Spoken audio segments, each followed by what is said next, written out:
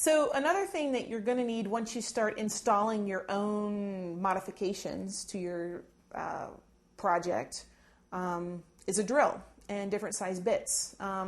This is a project that required, it looks like, at least three different size bits. I used a very, very fine bit to drill the holes that were used to install these steel-headed thumbtacks. There's one there.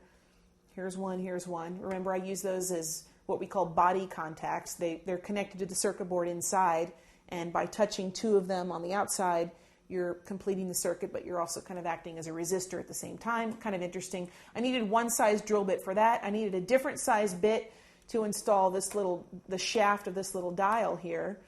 And I needed a different size bit to install this, which is a 1/4-inch jack, which is so I can plug this thing into an amplifier. So it's nice to have a lot of different size drill bits on hand and kind of a drill. If you do use a drill, make sure that you have a battery pack. I brought this one today. I left the batteries at home, but I'll bring them before we use it.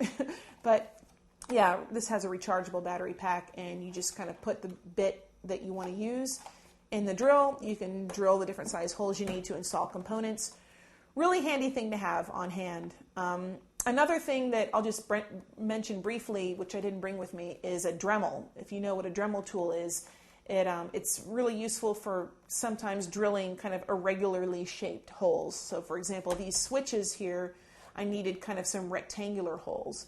So for that, it was useful to just maybe drill a few pilot holes using the drill, and then I used a bit on the Dremel tool to kind of connect them and to kind of almost like clean it out and route it out so that I could fit those switches in there. So drill, different size bits, and a Dremel tool are all really useful things, largely for modifying the case that you're building your project in.